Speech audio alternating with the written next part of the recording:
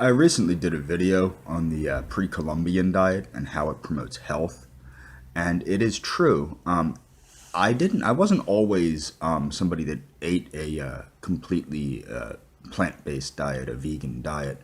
At one time, actually, I was on Atkins, and I'm one of the few vegans that can say the Atkins diet actually saved my life. When I was younger, I was very obese due to psychotropic medications.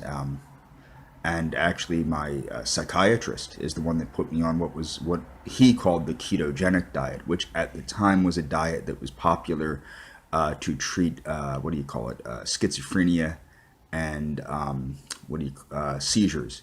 Now, luckily for me, I have neither schizophrenia nor seizures, but the problem was my psychiatrist had determined that well, it's an obvious fact that ketosis encourages weight loss and nothing else was working. Of course, my family doctor, who was a fat pig himself, put me on a calorie restricted diet, but not extensively calorie restricted, and also discouraged me from exercising because my cholesterol and triglycerides were so high, I could have had a heart attack. And it was funny because the doctor goes, "You can't take karate. You could have a heart attack," which luckily my psychiatrist explained to me. Yeah, you could have a heart attack in karate, or you could have a heart attack sitting on your ass. So I chose the karate. Now later, not much later, I guess from the age of 13 till 15, actually 13 to 14, I lost about 150 pounds. The weight came right off because of the ketosis. Now, what's interesting is later I had come to the conclusion after reading. I guess I was oh goodness, 25 when I finally began to embrace vegetarianism. No, 24 when I began to embrace vegetarianism. And the reason why was actually because of a book written by Charles Darwin called The Expression of Emotions in Humans and Animals, which I've discovered that animals, generally speaking, mammals, avians, and even fish, have the ability to express emotion, and if they have the ability to express it, they certainly have the ability to feel emotion, and it would be immoral for me to consume animals. So I started with a pescatarian diet, then went to lacto-ovo-vegetarian, then eventually I cut out dairy and eggs because I learned about the egg. First I cut out dairy, and then I cut out eggs due to the behaviors of those industries. Later, I discovered the health benefits of vegetarianism through what was actually, believe it or not, after being a vegetarian for quite a while, a scientist by the name of Maria Konovalenko from Russia. She's a transhumanist, as I am. I found her on LinkedIn due to our unique interest in transhumanism.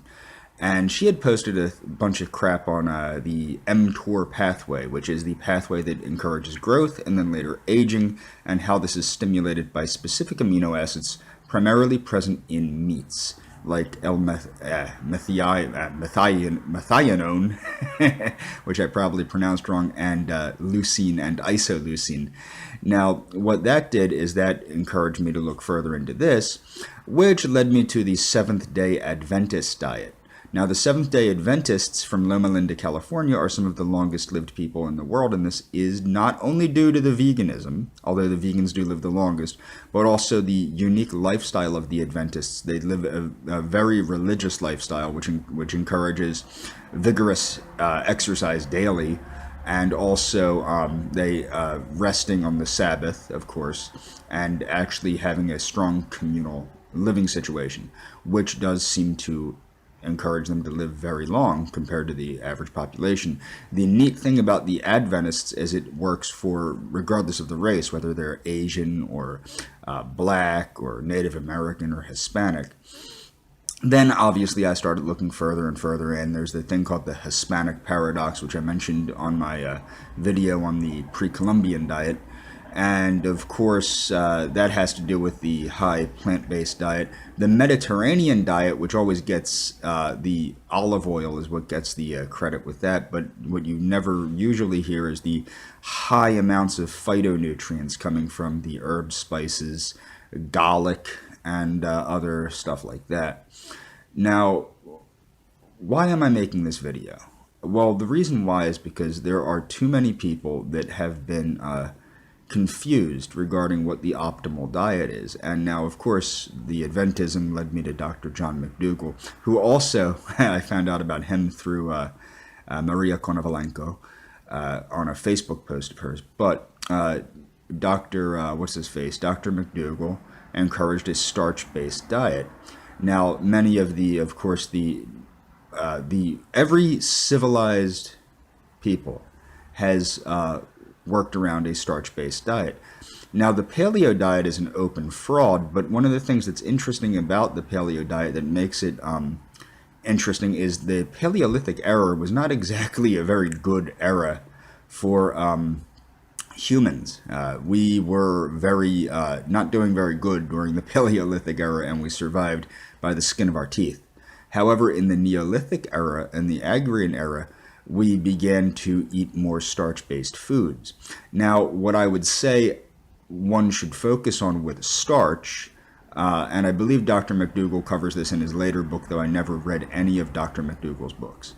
I believe he talks about why you should focus on starchy tubers, starchy vegetables, and whole grains as opposed to pasta and flour and all that crap. And that's because of the added benefits in the whole grain and in the starchy tubers, and there's extra phytonutrients, fiber, things of that nature. Now, don't hold me to that. As I said, I never read any of Dr. McDougall's books. I only go by interviews I see him in, TED Talks and stuff like that. So really, the diet that seems to benefit humanity the best, makes them the strongest, the healthiest, can reverse heart disease and things of that nature, is a starch-based, whole foods, vegan diet. And I do recommend people go to nutritionfacts.org, drmcdougall.com, and pubmed.gov and check this out for themselves. It's understanding diet is very important to overall health, and also don't scrimp on the exercise. That's why I can go up and down in weight, is sometimes I get lazy with the exercise. I don't like to lift the weights every day.